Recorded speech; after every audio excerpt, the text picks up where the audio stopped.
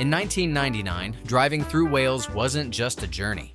It was a test of patience, courage, and sometimes your suspension. The roads were narrow, the edges crumbled with time, and if you met a car coming the other way, someone was reversing half a mile. And it was always you and sheep. They owned the roads. They didn't move for anyone.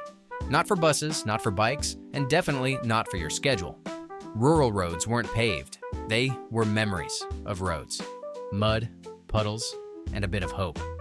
And if your car didn't have four-wheel drive, good luck, mate. Public transport? Reliable in spirit, if not in timing.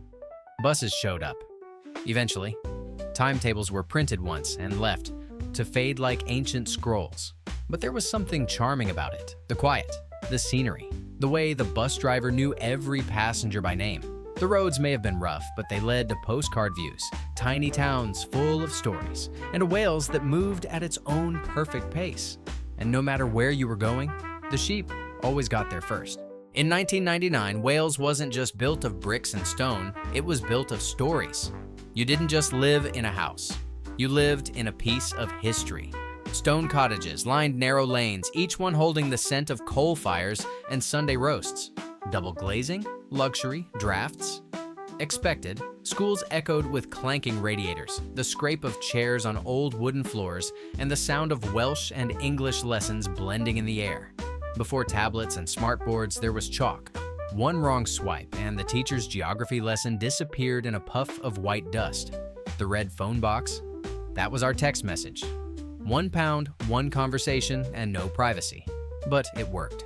Usually, town halls were the heartbeat of every community. From Eisteddfods Fods to bingo nights, that peeling paint held generations of memories. There weren't apps or live streams, just posters on walls, handwritten invites, and neighbors knocking on doors.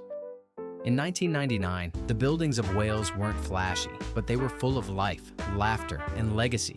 Every stone had seen a story, and still stood strong, waiting for the next. In 1999, daily life in Wales was muddy boots, foggy mornings, and football with jumpers for goalposts. Kids didn't have iPads, they had scraped knees and rain in their socks. Logging onto the internet? That was a whole event.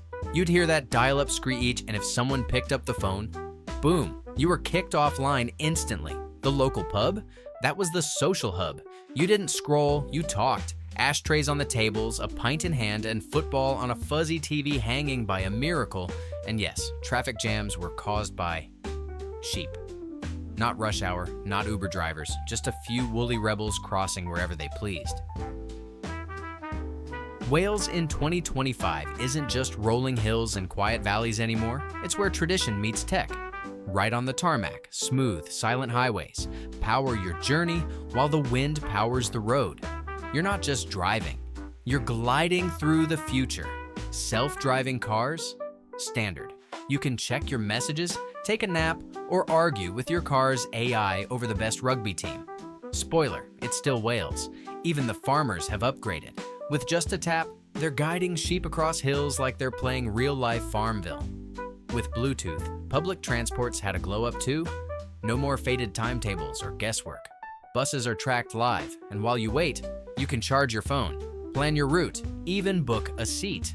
And yes, they still say Croeso, because while the roads may run on solar, the soul of Wales, still 100% community.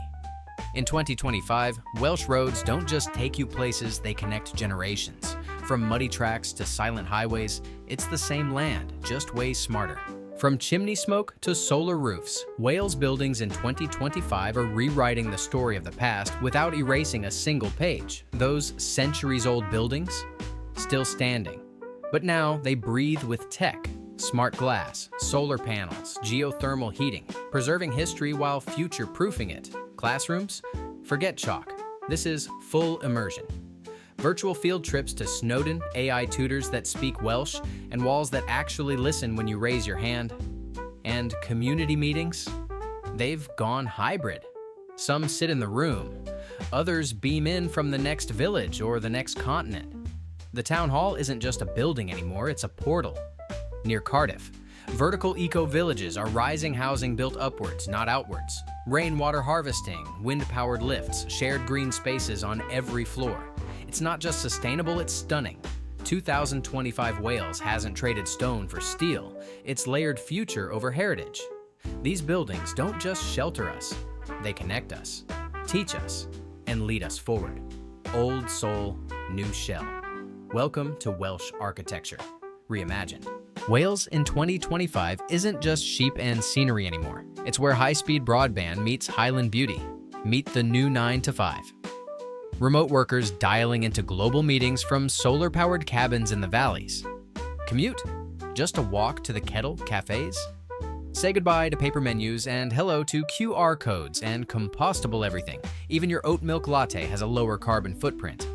Out on the farms, tractors are now electric, GPS-guided, and surprisingly quiet. And the farmers, they're just as likely to be using an app as they are a spade. Even the sheep are online.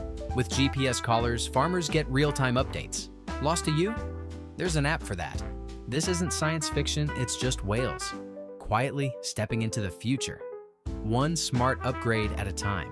In 2025, Wales is still Wales, but with Wi-Fi, wind power, and a whole lot more wonder.